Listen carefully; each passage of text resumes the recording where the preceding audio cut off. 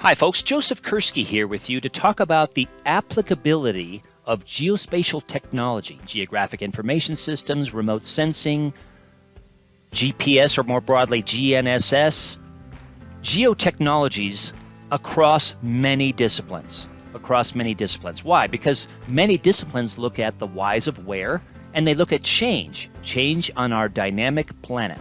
8 billion people shaping the planet, natural forces such as floods, hurricanes, volcanism, etc., shaping the earth, erosion, etc. Let's just take a few of these. First of all, engineering. GIS technology provides a central location to conduct spatial analysis, overlay data, and integrate other solutions and systems. When built on a database rather than individual project files, GIS enables engineers to easily manage, reuse, share, and analyze data, saving time and resources. Especially as engineers use CAD and building information management, there's a joining, or at least a touching, of BIM CAD with GIS, the interior space mapping and the exterior space mapping. Also, environmental studies. GIS has a long history of driving environmental understanding and decision-making. Policymakers, planners, scientists, and many others worldwide rely on GIS for data management, scientific analysis, and more. GIS users represent a vast reservoir of knowledge, expertise, and best practices in applications to climate science, renewable energy, sustainability, and disaster management. So that's engineering and environmental studies. Let's take geography, the central home for geospatial information and technologies. GIS has a foundational home in geography. Many GIS people came out of geography departments, including myself and others.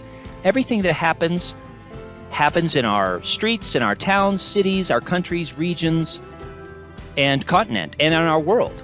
Therefore, we cannot get away from the location issue, and consequently, we cannot get away from how the things that happen may or may not affect us. Indeed, I would make a case, as I have in many videos and essays, that global issues, including the UN SDGs, the Sustainable Development Goals, water, energy, human health, increasingly affect our everyday lives.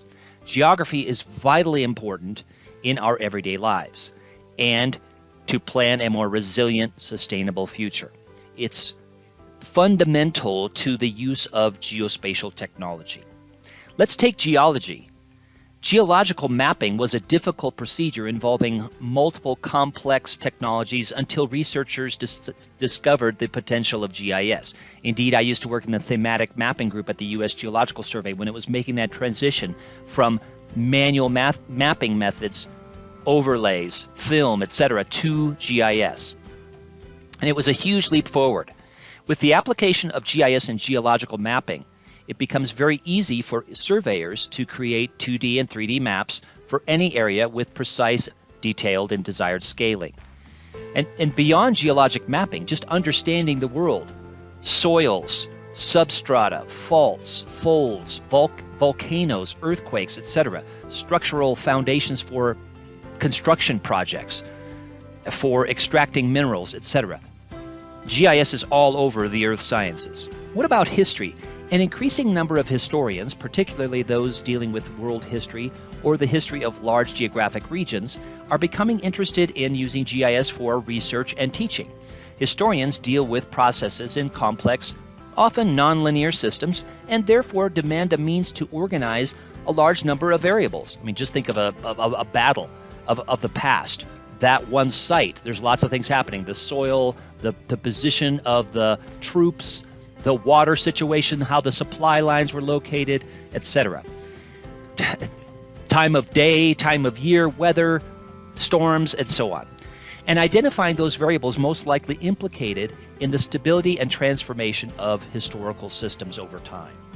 What about nursing, health, medical applications? GIS modernizes the approach to health and human services and can transform the health of a community. I think we've all seen the JHU COVID dashboard, for example. Everybody on the planet has seen that dashboard. That's based on GIS technology. It was very useful, and dashboards remain a viable, useful tool, not only in health, but in other areas.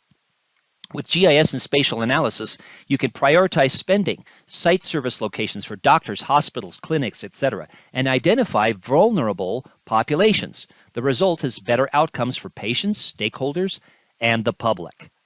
So those are just a few GIS applications across disciplines. Let's chat about a few more, shall we? Now, what about political science? Political scientists take advantage of modern mapping tools and data to effectively serve the public and meet expectations. From operations and public outreach to redistricting and campaigning, organizations are empowered to create and deploy useful geographic applications. Then others can visualize the relationships, patterns, and trends to understand the constituency and electoral process. Public administration. The applications for GIS and public administration are limitless, influencing the fabric of local communities and how they take shape. Community developers use a combination of geographic maps and population data to work with local and state and national and regional government agencies, who in turn can work with real estate developers to determine if potential growth warrants new streets, neighborhoods, or parks. What about the water? How do you plan for water in the future? How do you plan for energy needs? GIS is all over and should be all over public administration. What about sociology? GIS has been used for many years to integrate social and territorial information in quantitative and qualitative research, but only recently more on the qualitative side. Recent advances have allowed qualitative GIS, behaviors, etc., to be incorporated into the latest versions of computer-aided qualitative data analytics. That's a good thing for sociologists, looking at patterns and relationships and understanding human behavior. Archaeology is another area where GIS is applied. GIS facilitates mapping for archaeologists, analyze depositional patterns, as well as catalog and quantify artifacts. It can provide a well-structured descriptive and an analytical tool for identifying spatial patterns, both on the surface and also underground, and the orientation of those artifacts. Fascinating. A lot of those archaeological finds are spatial, where the ancient peoples had a keen sense of the stars and the position of objects on the ground in relationship to the heavens. Biology and ecology, GIS applications in conservation biology, just to name one thing, and wildlife conservation and management for another thing, include various aspects of habitat description, delineation, and monitoring, overlaying maps with land ownership and soils, biomes, rainfall, etc., flora, fauna. It allows users to determine areas and species that are protected perhaps poorly.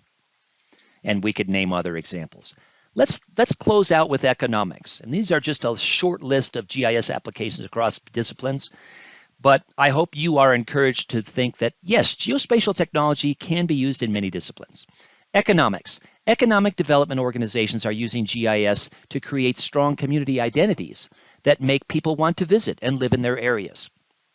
Combined with demographic and market data, GIS provides a foundation for understanding smart growth in cities, and aspects of a place and how it can grow stronger but also sustainably, and more attractive to people and businesses. So that's GIS applications across businesses. Let's sum up here. I talked about several of these: engineering, environmental studies, geography, geology or earth science, history, nursing, health, medical, political science, public administration, I'm running out of fingers, sociology, archaeology, biology/ecology, and economics, just to name a few.